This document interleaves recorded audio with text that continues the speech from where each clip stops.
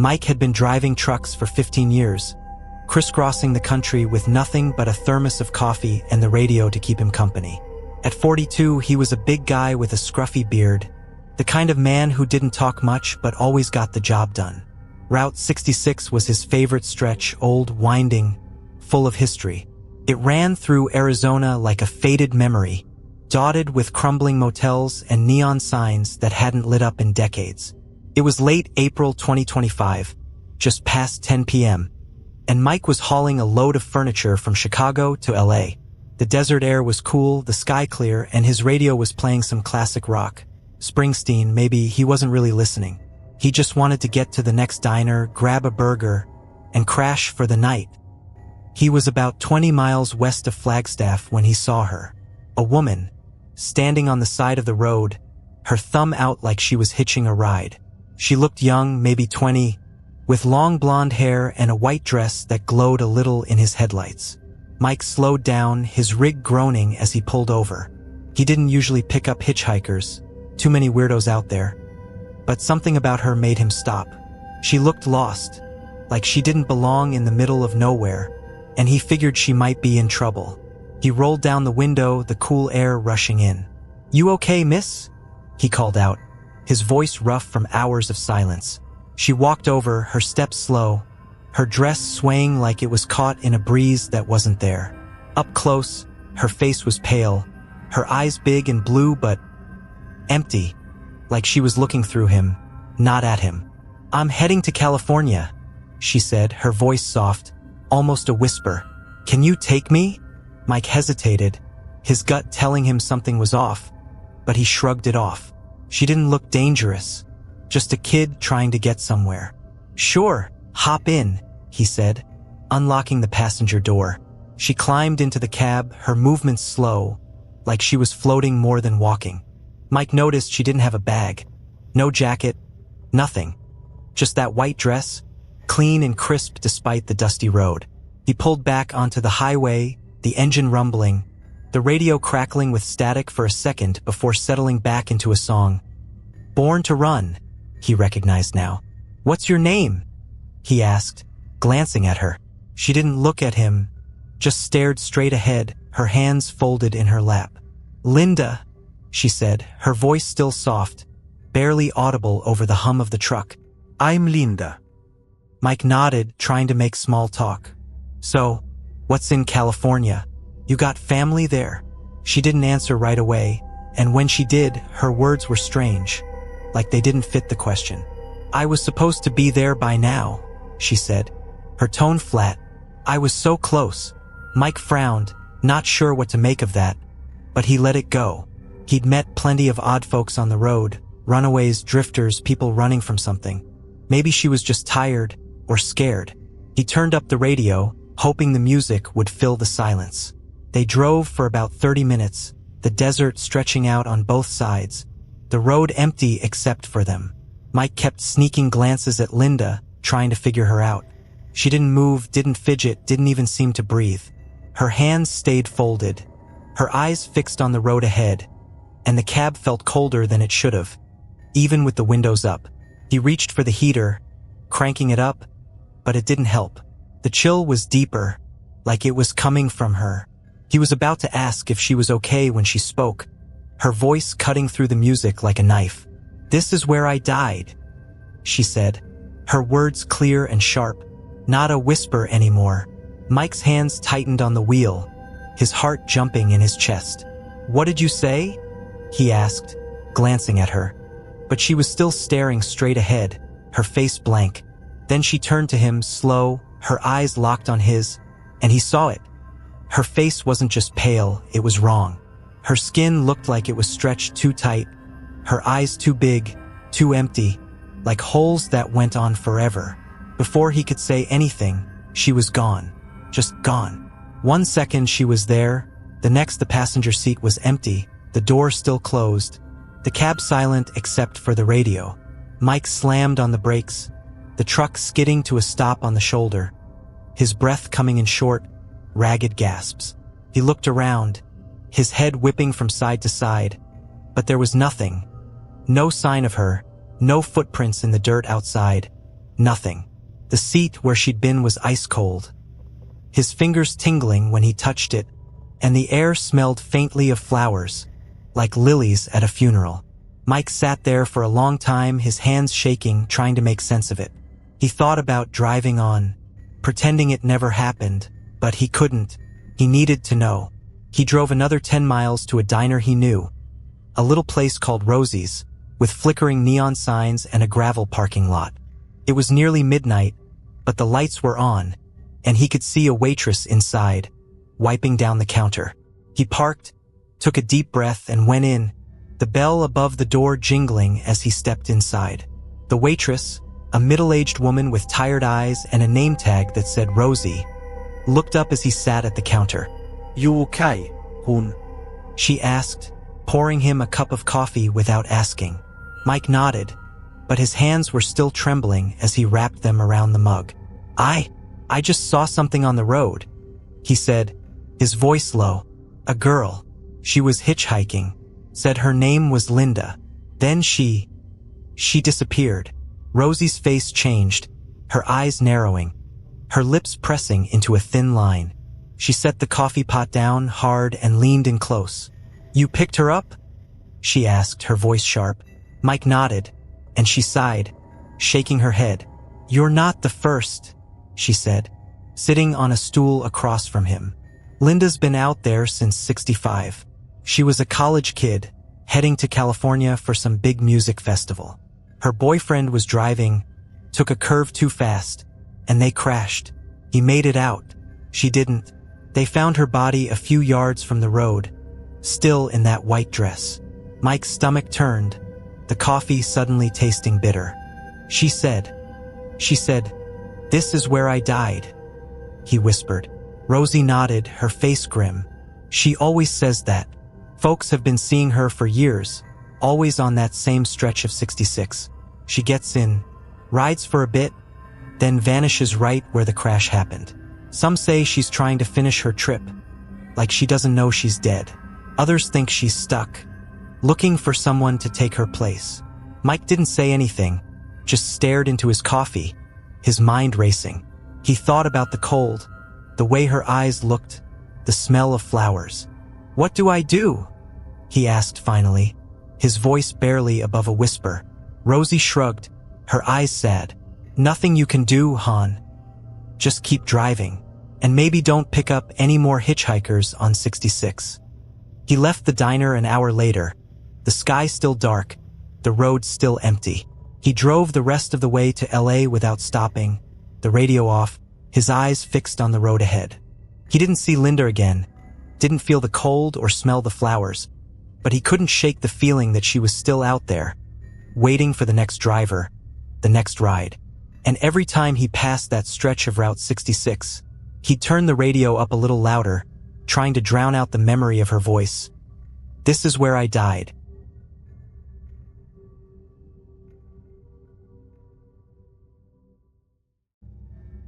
Sarah had been working the night shift at the diner for 3 years, ever since her husband left, and she needed the extra cash to keep the lights on.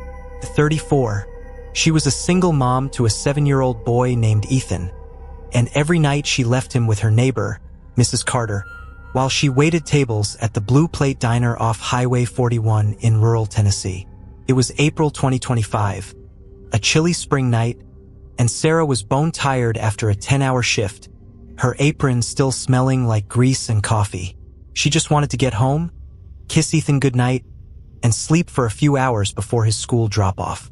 The drive home was always the same, 20 minutes on back roads, past fields of tall grass and old barns, with Old Mill Road as her shortcut.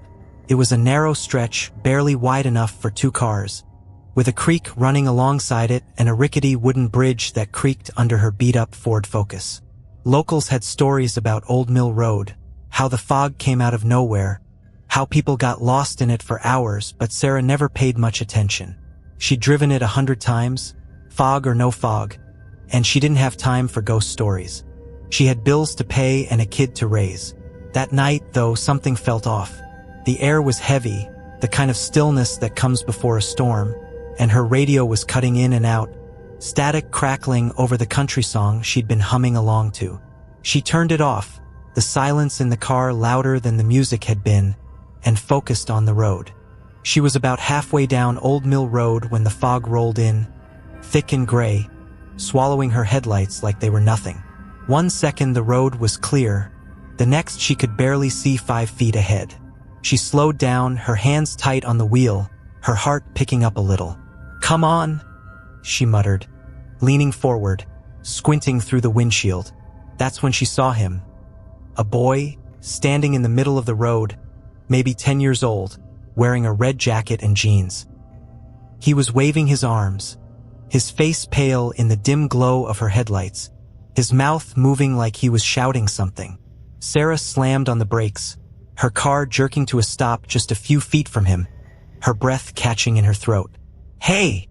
she yelled, rolling down her window, the fog creeping into the car, cold and damp. "You okay? What are you doing out here?" The boy didn't answer. He just stood there, staring at her, his eyes big and scared, his jacket bright against the gray fog. Then he turned and ran, disappearing into the mist like he'd never been there.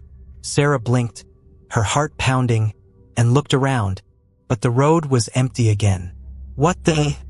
she whispered, her hands shaking as she gripped the wheel. She thought about getting out to look for him, but the fog was too thick, and she didn't like the idea of leaving her car in the middle of nowhere. Maybe he lived nearby, she told herself. Maybe he was just playing a prank. But deep down, she knew that wasn't it. She pressed the gas, inching forward, her eyes scanning the road for any sign of the boy.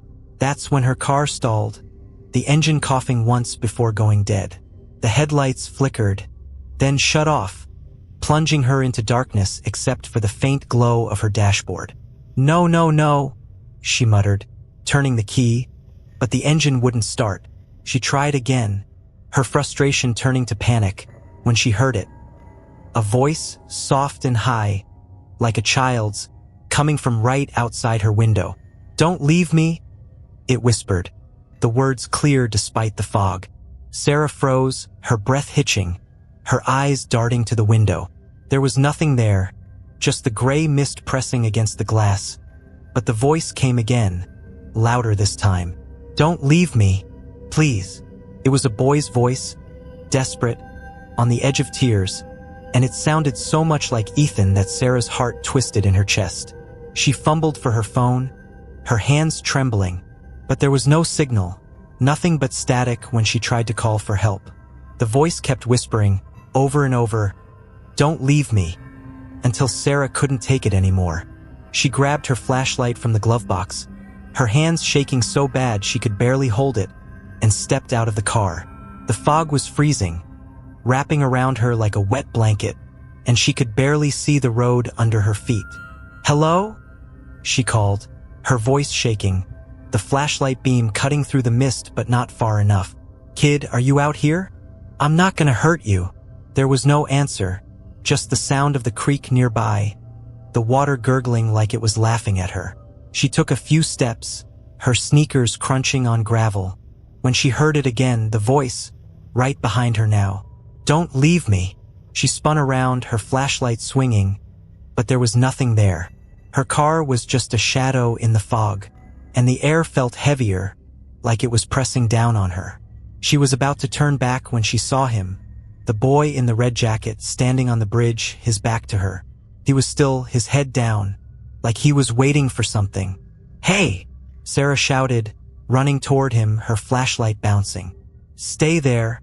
I'm coming." But as she got closer, he turned, and she stopped dead, her breath catching in her throat. His face was wrong. His eyes were too big, his mouth too small, and his skin was gray, like he'd been underwater too long. He didn't say anything, just pointed at the creek, then stepped off the bridge, vanishing into the fog. Sarah screamed, stumbling back, her flashlight slipping from her hand and rolling into the ditch. She scrambled to pick it up, her hands shaking, and when she stood, the fog was gone. Like someone had flipped a switch, the air clear, the road empty. Her car started on its own, the headlights flickering back on, the engine humming like nothing had happened. She ran to it, jumped inside, and locked the doors, her chest heaving as she gripped the wheel. She didn't look back at the bridge as she drove off, her hands trembling the whole way home. The next day, Sarah couldn't shake what she'd seen. She dropped Ethan off at school, trying to act normal, but her mind kept replaying the boy's face, his voice. After her shift, she went to the diner early and asked around, hoping someone knew something. One of the regulars, an old man named Carl who'd lived in town his whole life, overheard her talking and pulled her aside. "You saw him, didn't you?" he asked, his voice low, his eyes serious. Sarah nodded, her throat tight, and Carl sighed, looking out the window at the road. "His name was Tommy," Carl said. "Happened back in '83. He was 10, same age as my boy at the time. His mom worked late, left him with a babysitter, but Tommy snuck out to meet her on Old Mill Road. A drunk driver hit him right there on that bridge. They found his body in the creek the next morning. His mom, she never came back for him, couldn't handle the guilt. Folks say the fog comes when Tommy's looking for her, trying to find someone to take him home. He don't mean no harm, but he don't know he's gone." Sarah didn't say anything, just stared at the table, her coffee growing cold. She thought about Ethan, how she'd been working so much, leaving him with neighbors, missing bedtime stories. That night, she took the long way home, avoiding Old Mill Road, her radio off, her eyes fixed on the road ahead. But she couldn't help glancing in her rearview mirror, half expecting to see a boy in a red jacket, waving for her to stop.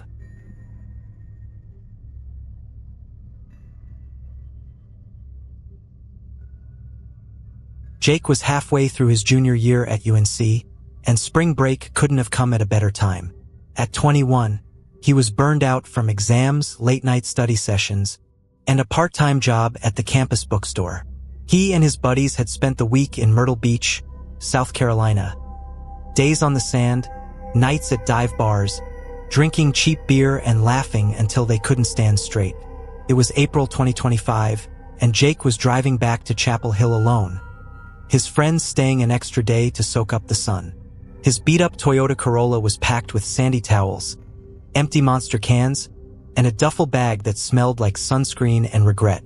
It was just past midnight when Jake hit I-95 in North Carolina, the highway stretching out like a black ribbon under a moonless sky. The radio was blasting some 80s rock Bon Jovi, he thought, though the signal was spotty this far out. He was wired on energy drinks, his eyes heavy but focused, trying to make it home before he passed out. The road was mostly empty, just the occasional car passing in the other direction, their headlights a brief flash in the dark. Jake rolled down his window, letting the cool air slap him awake, the smell of pine and asphalt filling the car. He was about 30 miles north of Lumberton when he noticed the lights in his rearview mirror, or the lack of them. Something big was behind him, close, way too close, but there were no headlights, no running lights, nothing. He squinted into the mirror, trying to make sense of it, when a horn blared, deep and guttural, like a freight train bearing down on him. Jake's heart jumped, his hands jerking the wheel as he swerved into the left lane, his tires screeching. That's when he saw it. A massive semi-truck, black as the night, no lights at all, barreling down the highway at what had to be 80 miles an hour. The truck roared past him, so close it shook his little Corolla, the sound of its engine like a growl that vibrated in his chest. Jake slammed on his brakes, his car skidding to a stop on the shoulder, his breath coming in short, panicked gasps. "What the hell?" he muttered, his hands shaking as he gripped the wheel. He looked down the road, expecting to see the truck's taillights disappearing into the distance. But there was nothing, just the empty highway, the rumble of the semi fading like it had never been there. Jake sat there for a minute, trying to calm down, telling himself it was just some jerk driver, maybe a busted light on the truck. But something about it didn't feel right. The horn, the way it moved, the fact that he couldn't see it until it was right on top of him, it was all wrong. He took a deep breath, turned the radio down, and pulled back onto the highway, his eyes darting to the rearview mirror every few seconds. The road stayed empty, the night quiet except for the hum of his engine, and he started to think maybe he'd imagined it, maybe he was just tired. Then he saw it again. The same black semi, appearing out of nowhere, right behind him, its horn blaring even louder this time, a sound that made his teeth ache. Jake floored the gas, his Corolla shaking as it hit 90, faster than he'd ever driven it. But the truck kept pace, its grille filling his mirror, a shadow that wouldn't let go. He swerved into the right lane, then the left, trying to shake it, but the semi matched him move for move, its horn blasting over and over like it was laughing at him.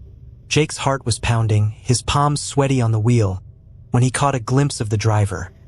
A shadowy figure, his face hidden, but his eyes glowing 2 pinpoints of orange light, like embers in the dark. "Get away from me!" Jake shouted, his voice cracking, as he pushed the car harder, the speedometer creeping toward 100. The truck stayed right on him, its horn a constant scream now until, suddenly, it veered off, cutting across the median and disappearing into the darkness on the other side of the highway. Jake didn't slow down, not until he saw the lights of a gas station up ahead, a 24-hour Exxon with a flickering sign that looked like heaven. He pulled in, his car skidding to a stop by the pumps, his chest heaving as he tried to catch his breath. The gas station was quiet, just a couple of other rigs parked in the lot, their drivers probably sleeping in their cabs. Jake stumbled into the store, the fluorescent lights harsh after the dark highway, and grabbed a bottle of water from the cooler, his hands still shaking. The clerk, a bored-looking guy in his 20s, barely glanced up from his phone, but an older man in a flannel shirt, sitting at a small table with a cup of coffee, looked at Jake with narrowed eyes. "You okay, kid?" the man asked, his voice gruff, a trucker's drawl. Jake collapsed into the chair across from him, the water bottle cold against his hands. I don't know," he said, his voice shaky. "There was this truck on I-95, a semi, black, no lights. It came out of nowhere, chased me down, horn blaring like crazy. I thought I was gonna die." The old trucker's face changed, his coffee mug pausing halfway to his mouth. "You saw it," he said, more a statement than a question. Jake nodded, and the man leaned back, his eyes distant. "You're lucky you made it here." "What do you mean?" Jake asked, his stomach twisting. The trucker took a sip of his coffee, then set the mug down, his hands steady but his voice low. "That semi's been haunting I-95 since the 90s. Belonged to a driver named Earl. Worked for a big freight company out of Raleigh. He was running late one night, pushing his rig too hard, when he hit a patch of ice. Truck jackknifed it, went off the road, burst into flames. Earl didn't make it out. They say his rig still drives that stretch, looking for company, chasing down anyone foolish enough to be out there late at night. Folks call it the Phantom Semi. Some say he's just angry, wants to share the road to hell. Others think he's warning you to slow down, like he wishes he had." Jake stared at the man, his mouth dry, the water bottle forgotten in his hands.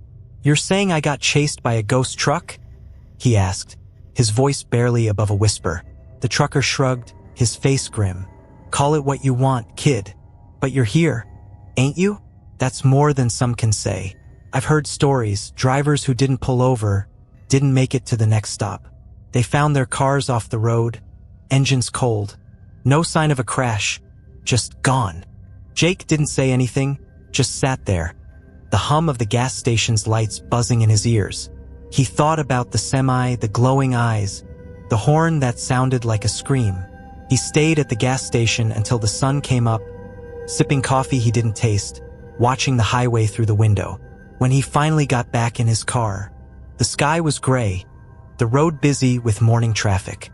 He drove the rest of the way to Chapel Hill at exactly the speed limit, his radio off, his eyes fixed on the rearview mirror, waiting for the shadow of a black semi that never came. But he knew it was still out there, waiting for the next driver, the next chase.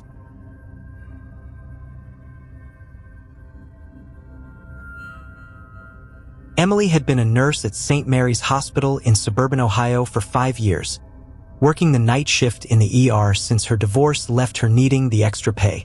38, she was good at her job, calm under pressure, quick with a smile for patience, but the long hours were wearing her down. It was April 2025, a chilly spring night, and she just finished a 12-hour shift, her scrub still smelling like antiseptic and her sneakers squeaking on the linoleum as she clocked out. All she wanted was to drive home, take a hot shower, and sleep until her next shift. Her commute was a straight shot down Maple Road, a quiet 2-lane stretch that cut through the edge of town, past sleepy neighborhoods and a few cornfields. It was just past 2 a.m., the road empty except for the occasional streetlight casting long shadows across the pavement. Emily's Honda Civic was old but reliable, the radio playing low, some late-night talk show she wasn't really listening to. She was halfway home, her eyes heavy, when she glanced in her rearview mirror and froze. There was a woman in her back seat. Emily's heart stopped, her hands jerking the wheel as she swerved, her tires screeching on the asphalt. She slammed on the brakes, pulling onto the shoulder, her breath coming in short, panicked gasps. The woman was still there in the mirror, pale, her hair dark and wet, her eyes black as coal, staring right at Emily. She was wearing a gray sweater, her face gaunt, like she hadn't eaten in weeks. "You're going the wrong way," the woman said, her voice low and raspy, like she was speaking through water. Emily spun around, her hand fumbling for the overhead light, but the back seat was empty. No woman, no sweater, nothing. The air was cold, though colder than it should have been, and the faint smell of damp earth lingered, like a grave after rain. Emily's hands shook as she turned back to the mirror, but the woman was gone. "I'm losing it," she muttered, rubbing her eyes, trying to steady her breathing. She'd been working too hard, pulling doubles all week, barely sleeping. It was just her mind playing tricks, she told herself. But deep down, she knew it wasn't. She pulled back onto the road, her hands tight on the wheel, her eyes darting to the mirror every few seconds. The radio crackled, the talk show cutting out, replaced by static that hissed like a whisper. Emily turned it off, the silence worse somehow, and kept driving, her heart still racing. She was a mile from home when it happened again. The woman reappeared in the mirror, closer this time, her face almost touching the back of Emily's seat. "You're going the wrong way," she said again, her voice louder, more desperate, her black eyes boring into Emily's reflection. Emily screamed, swerving again, her car fishtailing as she fought to keep it on the road. She pulled over, her hands trembling so bad she could barely grip the wheel, and turned on the dome light, flooding the car with a harsh yellow glow. The back seat was empty again, but the cold was worse now, her breath fogging in the air, and the smell of damp earth was stronger, mixed with something metallic like blood. The radio turned on by itself, static crackling, and Emily heard it. A voice, faint but clear, weaving through the noise. "Turn back," it said over and over, the woman's voice, pleading now, almost crying. Emily fumbled for her phone, her fingers numb, and called her coworker, Rachel, who was still at the hospital finishing paperwork. Rachel picked up on the second ring, her voice groggy but concerned. "Ing? You okay? What's going on?" Emily tried to speak, her voice shaking, but the words tumbled out in a rush. "There's a woman in my car, Rachel. She's in my back seat, telling me I'm going the wrong way, but she's not there when I look. I think I'm going crazy." Rachel was quiet for a second, then her tone shifted, serious now. "Where are you?" she asked. "Maple Road," Emily said, her voice barely a whisper. Rachel swore under her breath, and Emily heard her moving, papers rustling like she was standing up. "Listen to me, Rachel said. "You're not crazy. That road, there's a story. A woman named Clara died there maybe 10 years ago. She was a patient at St. Mary's, came in with a broken leg after a car accident. She got discharged, but her boyfriend picked her up, and he was drunk.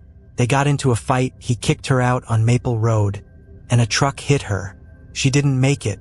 They say she haunts that stretch, showing up in cars, trying to warn people to turn back before they get to the spot where she died." Emily's stomach dropped, her hands going cold. "Warn me about what?" she asked, her voice trembling. Rachel hesitated, then said, "The spot's cursed, Em. Drivers who go past it, they don't always make it home. Clara's trying to save you." Emily looked down the road, the streetlights dim in the distance, and realized she was close, too close, to the intersection where Maple Road crossed with Old Route 7, a spot she'd always driven through without thinking. "What do I do?" she asked, her voice breaking. "Turn around," Rachel said, her voice firm. "Now, don't go any farther. Come back to the hospital. I'll wait for you." Emily didn't argue. She threw the phone onto the passenger seat, her hands shaking as she turned the key, the engine roaring to life.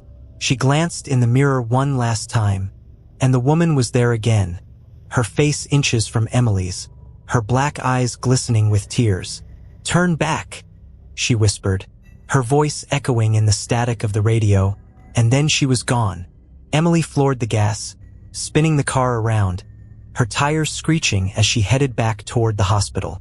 The cold faded, the smell of earth and blood disappearing, and the radio went silent, the static gone like it had never been there. She didn't stop until she reached St. Mary's, pulling into the parking lot, her hands still trembling as she parked under a streetlight. Rachel was waiting outside, a coat thrown over her scrubs, her face pale with worry. Emily stumbled out of the car, her legs weak, and Rachel hugged her, not saying a word. They sat in the break room for the rest of the night, drinking bad hospital coffee, the fluorescent lights buzzing overhead. Emily told Rachel everything. The woman's face, her voice, the way the air turned cold. Rachel didn't laugh, didn't call her crazy, just listened, her hand on Emily's arm. "You're okay now," she said finally, her voice soft. "That's what matters." But Emily didn't feel okay. She kept seeing the woman's eyes, hearing her voice, feeling the chill that wouldn't go away. From then on, Emily took the long way home, avoiding Maple Road, even if it meant adding 20 minutes to her drive. She didn't tell anyone else what happened, not her coworkers, not her family, but she couldn't forget. Some nights, when she was alone in her apartment, she'd catch a glimpse of movement in her mirror. A shadow, a flicker, and her heart would race, her hands going cold. She'd turn on all the lights, check every corner, but there was never anything there. Still, she knew Clara was out there, on Maple Road, waiting for the next driver, her voice a whisper in the dark. "You're going the wrong way."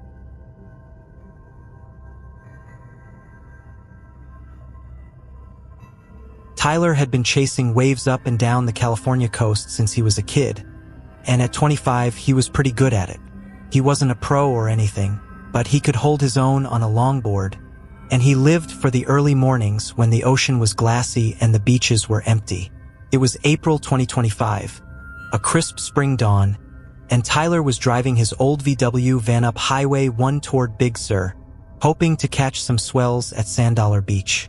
The van was a beat-up relic from the 70s, painted blue with a fading sun mural on the side, stuffed with his surfboard, a wetsuit, and a cooler of cheap beer. The radio was cranked up, playing some old Beach Boys tune, Surfin' USA, fitting the vibe as the sun peeked over the horizon, painting the Pacific gold. Highway 1 was a surfer's dream, a winding ribbon of road that hugged the cliffs along the coast, with waves crashing below and redwoods towering above.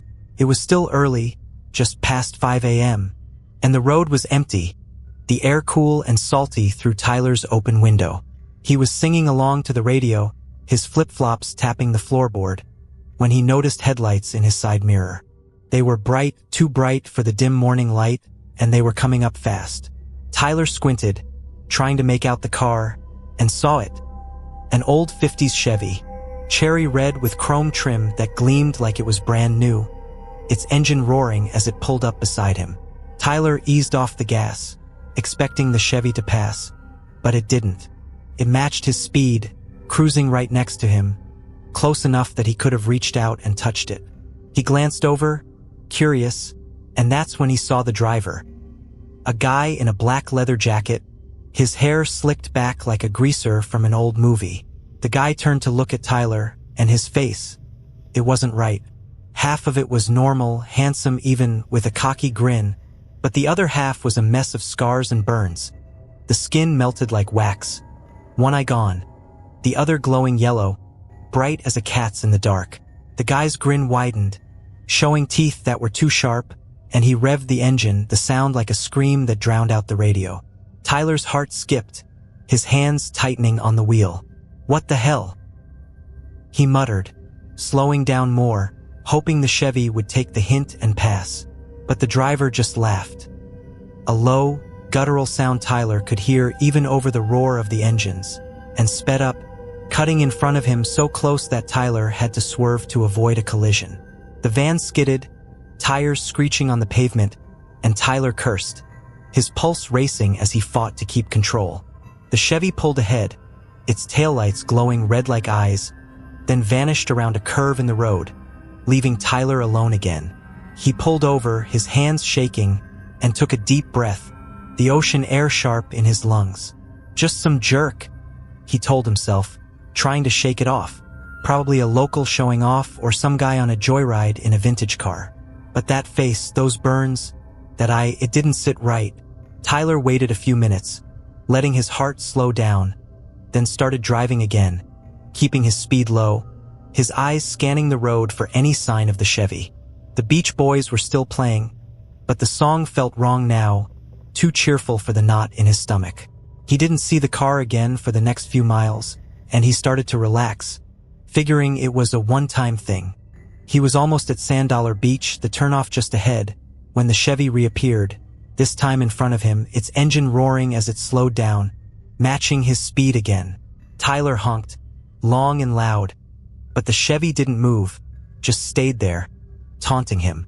The driver looked back through the rear window, that same burned face, that same grin, and raised a hand, pointing to the right, toward a narrow side road that led up the cliff. It was a challenge, clear as day, a race. Tyler should have ignored it. He should have turned off toward the beach, surfed his waves, and forgotten the whole thing. But Tyler had never been good at backing down. He was a surfer, sure, but he'd grown up racing dirt bikes with his cousins, and he had a competitive streak a mile wide. "You want a race, buddy?" he muttered, revving his van's engine, the old VW rattling like it might fall apart.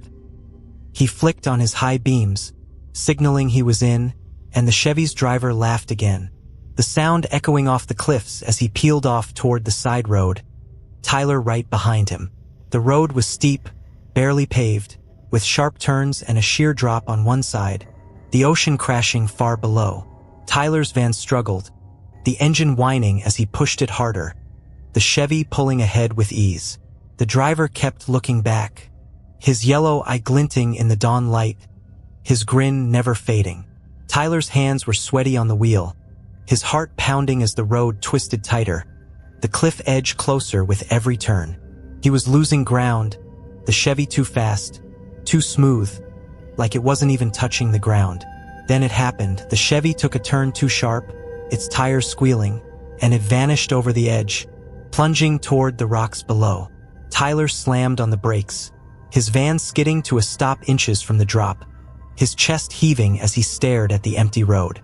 There was no crash, no sound of metal hitting rock, nothing. Just the waves below, the wind whistling through the cliffs. The Chevy was gone, like it had never been there. Tyler sat there, shaking, until the sun was fully up, the morning light chasing away the shadows. He drove back down to Highway 1, his surfboard forgotten, and stopped at a diner a few miles south, a little place called Cliffside Cafe, with checkered floors and a jukebox in the corner. He ordered a coffee, his hands still trembling, and told the waitress, a woman in her 50s with a kind smile, what he'd seen. She listened, her face growing serious, and nodded like she'd heard it before. "That was Danny," she said, pouring him a second cup. "Back in '58, he was a drag racer, one of the best around here. Loved that Chevy more than anything. But he got cocky, took a bet to race that same road you were on. Lost control, went over the cliff. They never found the car or him. Folks say he's still out there, challenging drivers to race him. If you win, you live. If you don't..." She trailed off, her eyes sad. "You're lucky, kid. Most don't make it back." Tyler didn't surf that day. He drove straight home to Santa Cruz, the radio off, his eyes fixed on the road. He sold the van a week later, bought a beat-up sedan instead, and started biking to the beach. But some nights, when he's driving Highway 1, he'll catch a glimpse of red in his mirror, hear the roar of an engine that shouldn't be there, and he'll speed up, his hands tight on the wheel, praying he never hears that laugh again.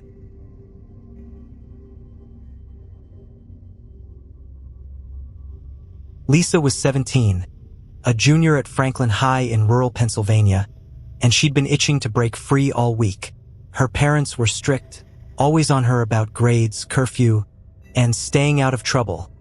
But Lisa had other plans. It was April 2025, a warm spring night, and her best friend, Katie, had texted her about a bonfire party out at Miller's Lake, a spot where the kids from school liked to hang out. Lisa wasn't supposed to go. She told her parents she was studying at the library, but she'd snuck out anyway, borrowing her dad's old Chevy pickup, the keys jangling in her pocket as she slipped out the back door.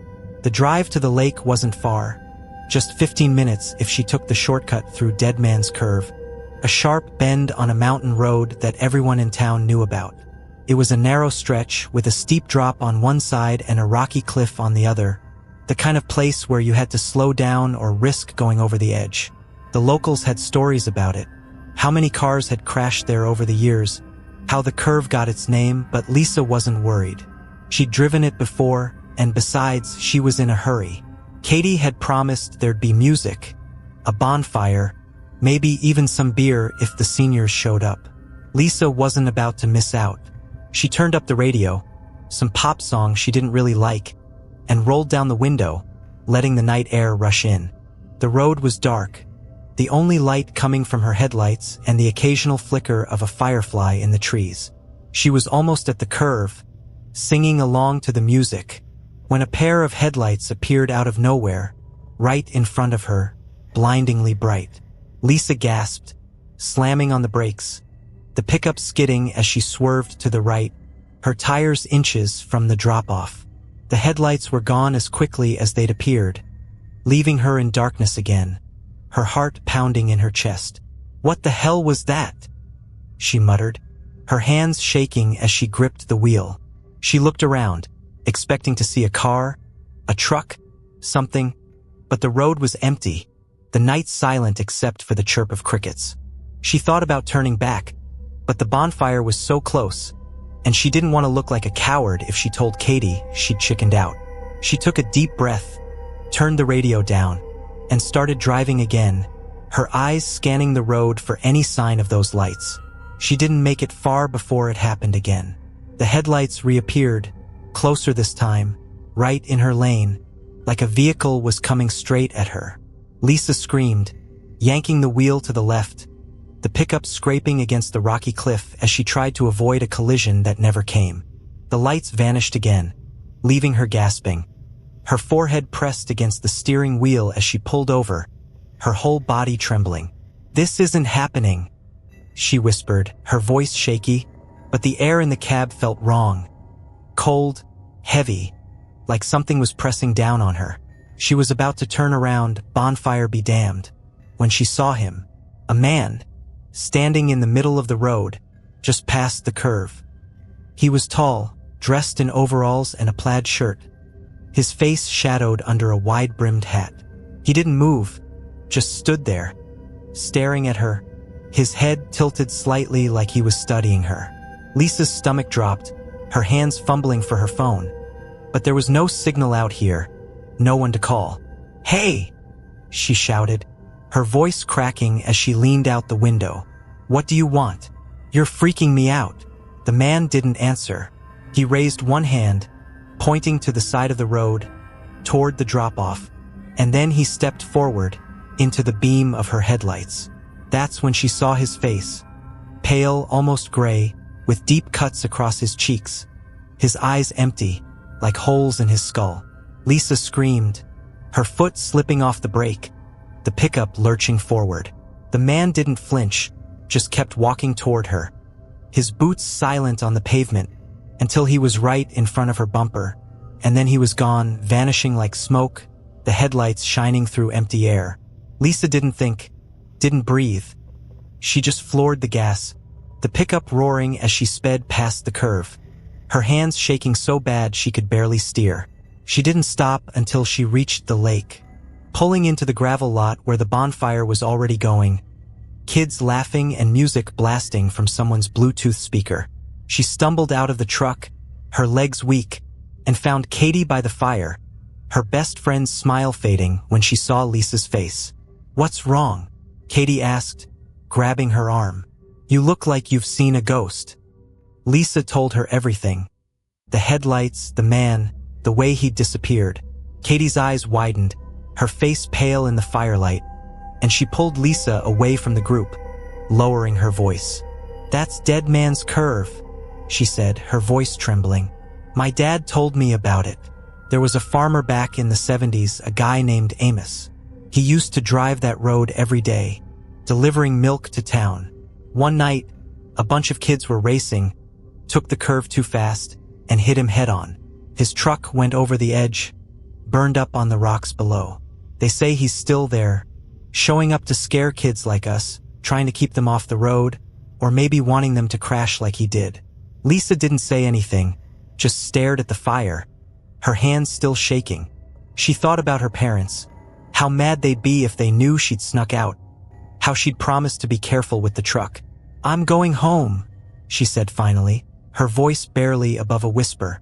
Katie tried to stop her, offered to drive her, but Lisa shook her head. She needed to be alone, needed to get away from that road, from the memory of Amos's face. She took the long way home, avoiding Dead Man's Curve, the radio off, the windows up despite the warm night. She didn't tell her parents what happened, didn't tell anyone, but she couldn't forget. She stopped sneaking out after that, started following her curfew, even helped her mom with chores on weekends. But some nights, when she was driving with her dad, she'd catch a glimpse of headlights in the mirror. Bright, too bright, following too close, and she'd grip the door handle, her heart racing, waiting for them to disappear. She never took Dead Man's Curve again, but she knew Amos was still out there, waiting for the next kid, the next crash.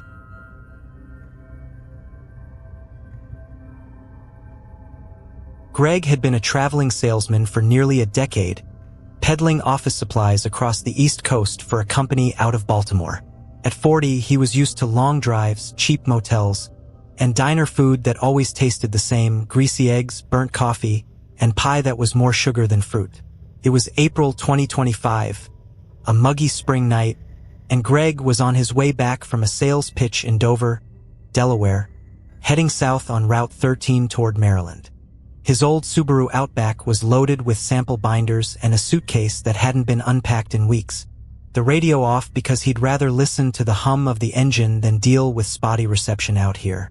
Route 13 was a straight, lonely stretch through rural Delaware, flanked by flat fields and the occasional farmhouse, their porch lights faint in the distance. It was just past 11 p.m., the sky overcast, the air thick with the promise of rain. Greg was tired, his eyes heavy from a long day of shaking hands and forcing smiles, but he wanted to make it to a motel in Salisbury before calling it a night. He was sipping lukewarm coffee from a gas station cup, trying to stay awake, when he heard it, a faint sound like singing coming from the radio, except the radio was off. Greg frowned, glancing at the dashboard, the green glow of the clock showing 11:14. The singing was soft, a woman's voice, high and mournful, like an old folk song his grandma used to hum when he was a kid. The melody was simple, almost hypnotic, the words too faint to make out but heavy with sadness. He reached for the radio knob, turning it on and off, but the singing didn't stop. It got louder, clearer, filling the car with a sound that made the hairs on his neck stand up. "What the?" he muttered, his voice loud in the quiet car, and he turned the volume all the way down, then off again, but the voice kept going, echoing like it was coming from everywhere and nowhere at once. He tried to ignore it, focusing on the road, but the singing wouldn't let him. It was beautiful in a haunting way, the kind of sound that made you want to listen even though it scared you. Greg's hands tightened on the wheel, his heart picking up as he scanned the road for anything. A car, a person, something to explain it. That's when he saw her. A woman standing on the shoulder, maybe 50 yards ahead, her figure faint in the dim glow of his headlights. She was wearing a long dress and a bonnet, like something out of a history book, her head bowed, her hands clasped in front of her. Greg slowed down, his gut telling him to keep going but his curiosity getting the better of him. He pulled over, the gravel crunching under his tires, and rolled down his window, the humid air rushing in. "Hey!" he called, his voice shaky. "You okay? Need a ride?" The woman didn't move, didn't look up, but the singing stopped, the sudden silence heavier than the song had been. Greg waited, his car idling, when she finally raised her head, and he saw her face. Pale, almost translucent, with eyes that were too big, too dark, like pools of ink. She didn't say anything, just stared at him, her lips parted slightly, and then she was gone, vanishing into the night like a shadow. Greg blinked, his breath catching in his throat, and looked around, his headlights cutting through the empty road. "I'm losing it," he whispered, rubbing his eyes. But the air in the car was colder now, his breath fogging in front of him. He was about to drive off when the singing started again, louder this time, coming from the passenger seat. He turned, his heart in his throat, but there was nothing there. Just the empty seat, the binders, the faint smell of something old, like dust and dried flowers. The voice sang on, the melody wrapping around him, pulling him in, and he felt a strange urge to get out, to walk into the field, to find her. He fought it, shaking his head, and floored the gas, the Subaru lurching forward as he sped down Route 13, the singing fading but never quite stopping. He didn't slow down until he saw the neon sign of a motel up ahead, the Starlight Inn, a rundown place with a flickering vacancy sign. He pulled into the lot, his hands trembling as he parked, and stumbled into the office, the bell above the door jingling as he stepped inside. The clerk, an older man with a gray beard and a trucker hat, looked up from his newspaper, his eyes narrowing. "You look like hell, buddy," he said, his voice gruff. "What's got you so spooked?" Greg collapsed into a plastic chair by the counter, his hands still shaking as he tried to explain. "I heard singing on Route 13, he said, his voice hoarse. "A woman's voice, coming from my radio, but it was off. Then I saw her, standing on the road, in a bonnet, like from the old days. She disappeared, but the singing kept going, like she was in my car." The clerk's face changed, his newspaper slipping from his hands, and he leaned forward, his voice low. "You saw her," he said, more a statement than a question. "The singing lady." Greg nodded, his throat tight, and the clerk sighed, sitting back in his chair. "She's been out there since the 1800s, he said, his eyes distant. "Her name was Eliza, a settler traveling with her family. They got ambushed by bandits on that road. Route 13 follows the old trail they used back then. The bandits killed her husband, took her kids, left her for dead.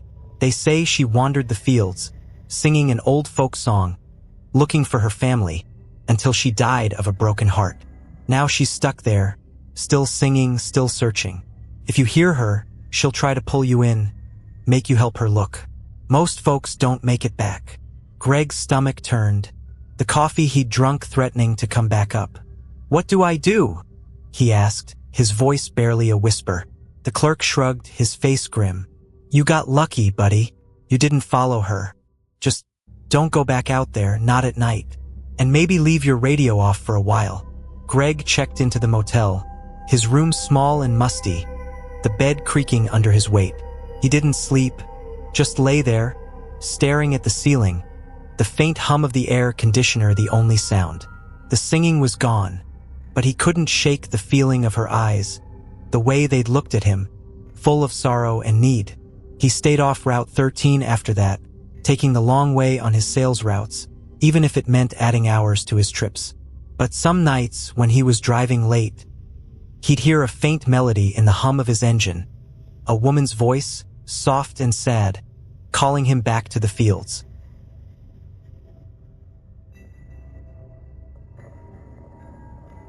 Mark and Jenna had been dating for 2 years, and their date nights were a rare escape from the chaos of their lives in rural Texas. Mark, 29, worked long hours at the auto shop in town, his hands always stained with grease, while Jenna, 27, was a kindergarten teacher at the local elementary school, constantly juggling lesson plans and parent meetings. It was April 2025, a warm spring evening, and they decided to drive into the next town over for a movie and dinner, a small break from their usual routine of Netflix and takeout at Jenna's apartment. They took Mark's pickup truck, a rusty Ford F-150 he'd had since high school, the radio playing soft country tunes as they headed down a quiet country road just outside of town. The road was narrow, flanked by tall grass and a shallow creek that ran parallel to it, the water glinting in the moonlight. It was just past 9 p.m., the sky clear, the air warm with the smell of wildflowers and damp earth. Mark had one hand on the wheel, the other resting on Jenna's knee, her laughter filling the cab as she recounted a funny story about one of her students.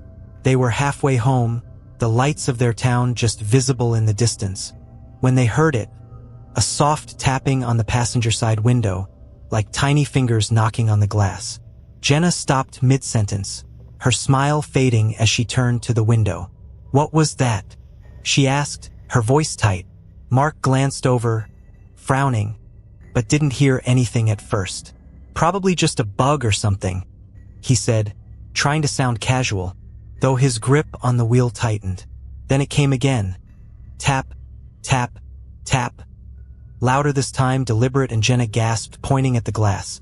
"Mark, look," she whispered, her voice trembling. There, on the window, were tiny handprints, small enough to belong to a child, appearing one by one, as if an invisible hand was pressing against the glass from the outside. Mark swerved, his heart jumping in his chest, the truck veering onto the shoulder as he slammed on the brakes. "What the hell?" he muttered, staring at the handprints, his breath coming in short bursts. The prints were smudged, the glass fogging around them like the air outside was freezing, even though it was 70 degrees. Jenna pressed herself against the driver's side, her hands shaking as she grabbed Mark's arm. "There's no one out there," she whispered, her eyes wide. "Mark, there's no one." He leaned over her, squinting through the window, but she was right. The road was empty, the grass still, the creek gurgling softly in the distance. Maybe it's a prank," he said, though he didn't believe it. The tapping came again, faster now, tap, tap, tap, and then they heard it, a giggle high and childish, coming from right outside the window. Jenna screamed, clutching Mark's shirt, and he fumbled for the flashlight he kept in the glove box, his hands trembling as he turned it on and pointed it through the glass. The beam cut through the dark, but there was nothing, no kid, no movement, just the handprints, glowing faintly in the light. "Mark, let's go. Please," Jenna begged, her voice breaking, tears in her eyes. He nodded, shoving the truck into gear, but as he pressed the gas, the engine sputtered and died, the headlights flickering before going out completely. The cab plunged into darkness, the only sound Jenna's ragged breathing and the giggle, louder now, echoing around them like it was coming from inside the truck. The temperature dropped, their breath fogging in the air, and the handprints spread, more appearing on the windshield, the driver's window, even the rear glass, tiny hands pressing against the truck from all sides. "We need to get out of here," Mark said, his voice shaking as he turned the key, the engine coughing but refusing to start. The giggle turned into a cry, a child's voice, soft and pleading, "Mommy, Daddy, don't go." And Jenna sobbed, covering her ears, her whole body trembling. Mark kept trying the key, his hands slick with sweat, when the crying stopped, replaced by a single word, whispered so close it felt like it was right behind them. "Stay." The engine finally roared to life, the headlights snapping back on, and Mark floored the gas, the truck lurching forward as they sped down the road. the handprints still visible on the glass, the cold lingering even as they put distance between them and the spot by the creek. They didn't stop until they reached Jenna's apartment, pulling into the lot, their hands shaking as they stumbled inside and locked the door. They sat on the couch, wrapped in a blanket, neither of them speaking, the memory of the giggle echoing in their heads. The next morning, Mark took the truck to a car wash, scrubbing the windows himself, watching the handprints disappear under the jets of water. But the memory wouldn't wash away, and Jenna couldn't stop thinking about the voice, the way it had called for Mommy and Daddy. She called in sick to work, and Mark took the day off, the two of them driving out to see Old Man Harris, a farmer who'd lived in town forever and knew every story there was to tell. They found him on his porch, sipping sweet tea, his dog asleep at his feet. They told him what happened, their voices low, and Harris listened, his face grim, nodding like he'd heard it before. "That was little Mary," he said, setting his glass down. "Back in '63, she was 6 years old, lived with her folks near that creek. They were driving home from a church picnic one night, took that road, and the car skidded on some gravel, went into the water. Mary's parents got out, but she didn't. They left town after that, couldn't handle the guilt. Folks say Mary's still there, leaving her handprints on cars, looking for her mom and dad, hoping someone will take her home." Jenna's eyes filled with tears, her hand gripping Mark's, and he felt a lump in his throat, thinking about that little voice, the cold, the handprints. "What do we do?" he asked, his voice hoarse. Harris shrugged, his eyes sad. "Nothing you can do, son. Just don't go back there at night. She don't mean no harm, but she's lonely, and she don't understand why they left her." Mark and Jenna didn't drive that road again, taking the long way around even if it meant adding 20 minutes to their trips. They tried to move on, went back to their date nights, their routines, but it wasn't the same. Some nights, Jenna would wake up to the sound of tapping on her bedroom window, her heart racing as she checked the glass, finding nothing but the echo of a giggle in her dreams. Mark started keeping the truck's windows up, even in the heat, and every time he drove past a creek, he'd glance at the glass, half expecting to see those tiny handprints again, waiting for him to stay.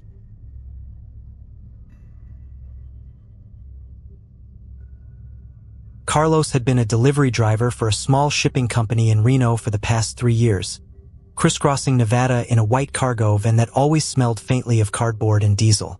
32. He was used to long, lonely drives, especially on Highway 50, a stretch known as the loneliest road in America. It earned the name.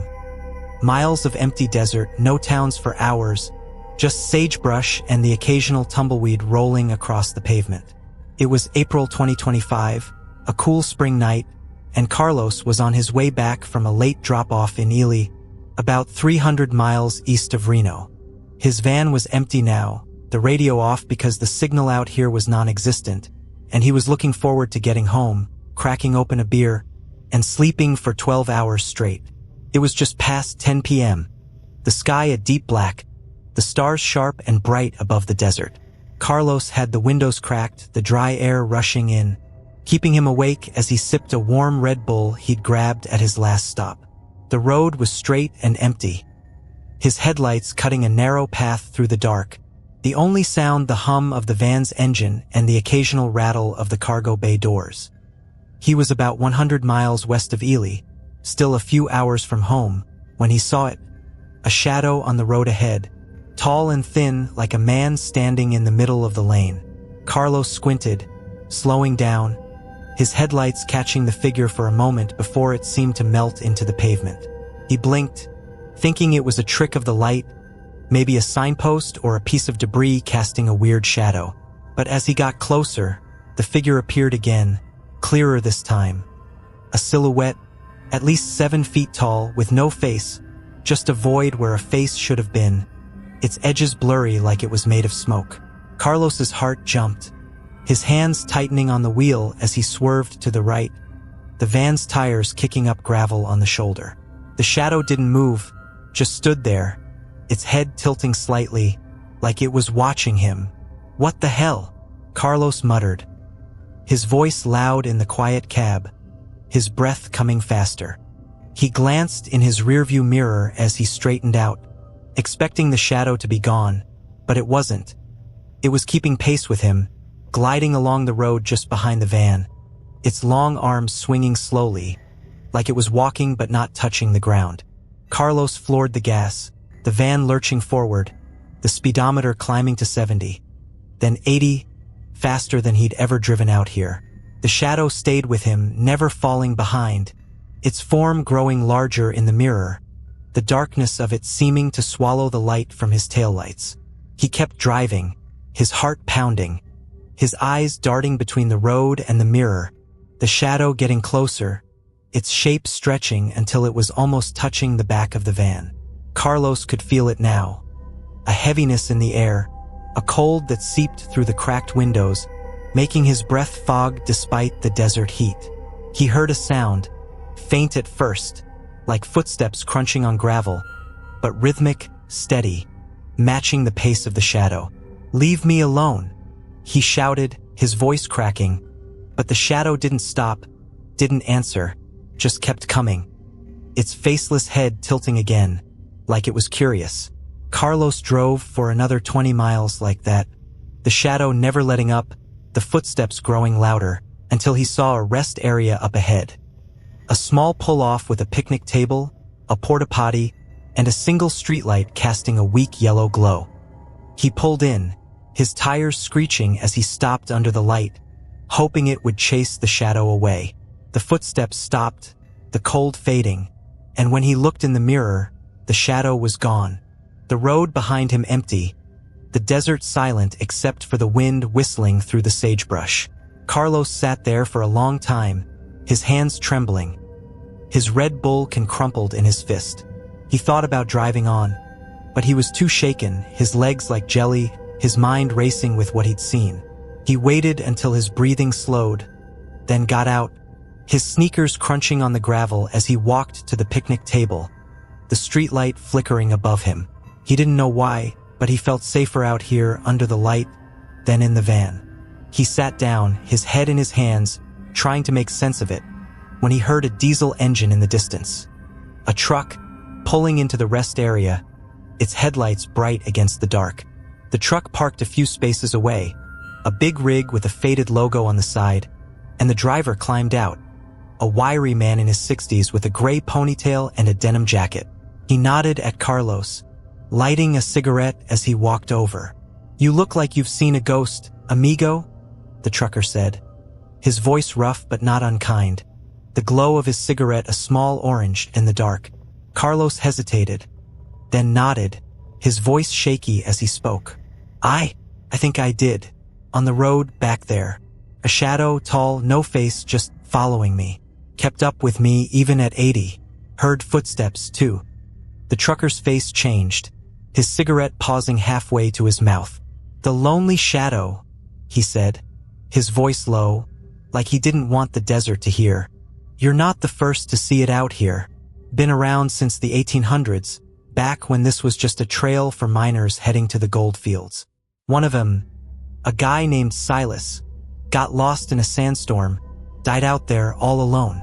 They say his shadow never left, just wanders the highway, looking for company. He don't hurt you, not really, but he'll follow you for miles, trying to feel less alone. Most folks don't stop. They keep driving till they lose him." Carlos's stomach twisted, his hands clenching into fists. "What do I do?" he asked, his voice barely above a whisper. The trucker shrugged, taking a long drag on his cigarette. "You did the right thing stopping here. He don't like lights, don't like people. Wait till morning, drive on when the sun's up. He'll leave you alone then."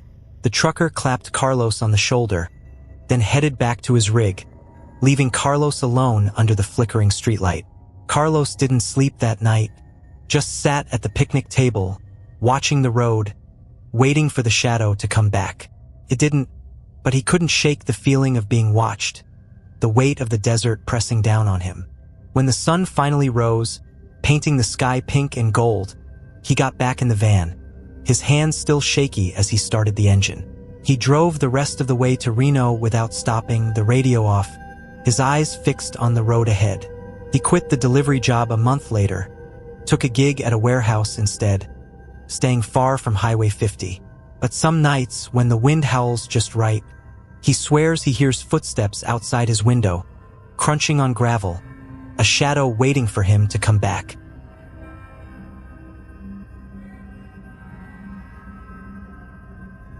Tom had been looking forward to this road trip for months. A family vacation to the Grand Canyon. Something to break the monotony of his desk job in Tulsa, Oklahoma. At 45, he was a practical guy, a middle manager at an insurance company, more comfortable with spreadsheets than spontaneity. But his wife, Laura, had insisted they needed this. Their kids, Emma, 12, and Noah, 9, were thrilled, packed into the back seat of their minivan with snacks, tablets, and a pile of travel games.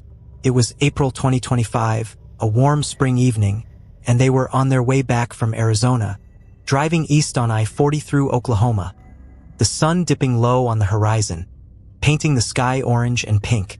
They'd had a great trip, hiking trails, snapping photos of the canyon, eating ice cream in Flagstaff, but the drive home was long, and Tom was tired, his eyes heavy after hours behind the wheel.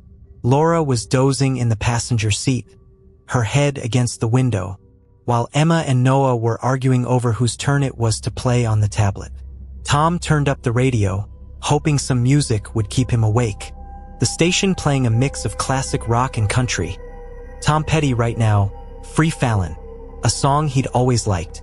They were about 50 miles west of Oklahoma City, the highway stretching out through flat plains, the occasional billboard the only break in the landscape. Tom was humming along to the song when the radio crackled, the music cutting out for a second before a voice broke through. A man's voice, deep and gravelly, sounding like it was coming from far away. "Turn back," the voice said, clear and sharp, cutting through the static. "You're not safe." Tom frowned, glancing at the radio, thinking it was a weird ad or a prank. He reached for the knob, switching stations, but the voice came again, louder this time, over a country song he didn't recognize. "Turn back," it repeated, angrier now, the static crackling like a storm. "You're not safe." Emma looked up from the back seat, her tablet forgotten. "Dad, what was that?" she asked, her voice small. Noah stopped arguing, his eyes wide. "Who's talking?" he said, clutching his stuffed dinosaur. Tom forced a smile, trying to keep his voice steady. "Just a glitch, kids," he said, though his hands tightened on the wheel. Probably picking up some CB radio or something. But Laura was awake now, sitting up straight, her face pale in the dashboard light. "Tom, that didn't sound like a glitch," she whispered, her hand on his arm. He switched the radio off, the silence heavy in the minivan. But the voice came again, fainter but still clear, like it was coming from the speakers anyway. "Turn back," it hissed, the words laced with urgency. Tom's heart started to race, his palms sweaty on the wheel, and he glanced in the rearview mirror, half expecting to see something behind them. The road was empty, the sky darkening as the last of the sunlight faded, but the kids were staring out the back window, their faces frozen in fear. "Dad?" Emma whispered, her voice trembling. "There's a man out there." Tom slammed on the brakes, the minivan swerving as he pulled onto the shoulder, his breath coming in short gasps. He turned around, following Emma's gaze, and saw him. A man standing on the road, maybe 20 yards back, his figure faint in the dim light of their taillights. He was tall, dressed in overalls, his face shadowed, but he was holding something. A wrench, maybe, the metal glinting as he raised it, pointing at the van. Then he stepped forward, his boots silent on the pavement, and vanished, like he'd been swallowed by the dark. Noah screamed, dropping his dinosaur, and Emma started crying, her hands over her face. Laura grabbed Tom's arm, her nails digging into his skin. "Tom, what the hell is going on?" she hissed, her voice shaking. Tom didn't answer, just stared at the empty road, his mind racing. "It's nothing," he said finally, though he didn't believe it. His voice tight as he turned the key, the engine roaring back to life. "We're fine. Let's just keep going." He pulled back onto the highway, his hands trembling. The radio still off, but the echo of the voice lingering in his head. "You're not safe." They drove in silence for another 10 miles.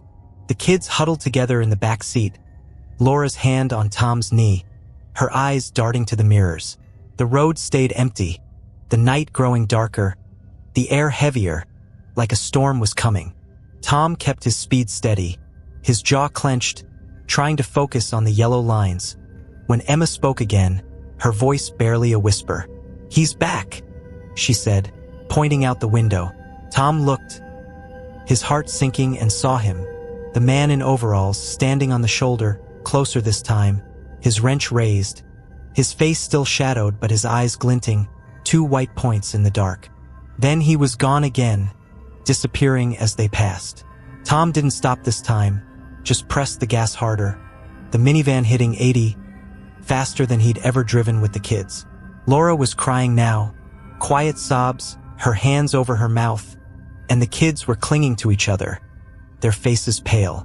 "We need to stop," Laura said finally, her voice breaking. "Find somewhere safe, Tom, please." He nodded, his throat tight, and a few miles later, he saw it.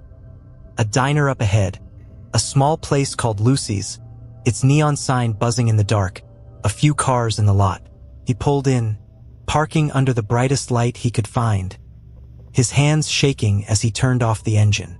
They stumbled into the diner, the bell above the door jingling, the smell of coffee and fried food a small comfort.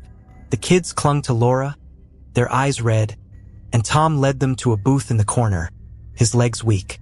A waitress, a woman in her 40s with a tired smile, came over with menus, but Tom didn't look at them, just asked for coffee, his voice hoarse. We saw something on the road," he said, his hands wrapped around the mug she brought, the warmth grounding him. A man in overalls kept showing up, and a voice on the radio telling us to turn back. The waitress's smile faded, her face growing serious as she sat across from them, her hands clasped on the table. "You heard the radio man," she said, her voice low, like she didn't want the other customers to hear. "His name was Hank, a mechanic from around here back in the 80s. He was working late one night, got called out to help a stranded driver on I-40. Someone hit him, a hit and run, left him to die on the side of the road. They never caught the guy who did it. Now Hank's out there warning folks about that stretch. There's a bad spot up ahead, a dip in the road where accidents happen all the time. Some say he's trying to save people. Others think he's looking for the driver who killed him, hoping they'll crash where he did." Tom's stomach dropped, his coffee forgotten, Laura's hand squeezing his under the table. "What do we do?" she asked, her voice trembling. The waitress sighed, her eyes sad. "You listened, didn't you? You stopped. That's what he wanted. Wait here till morning, then take the detour around that stretch. You'll be fine." She stood, leaving them with their coffee, the kids finally calming down as they sipped hot chocolate the waitress brought over. They stayed at the diner until dawn, watching the sky lighten through the window, the road outside quiet now, no sign of the man in overalls. Tom drove the rest of the way home on back roads, avoiding that stretch of I-40, the radio off, the kids asleep in the back seat. He never heard the voice again, never saw Hank, but he couldn't forget the way those eyes had glinted in the dark, the way the wrench had pointed at them, a warning or a threat. From then on, Tom stuck to city routes for family trips, and every time he passed a diner on a lonely highway, he'd glance at the radio, half expecting to hear that voice again, telling him to turn back.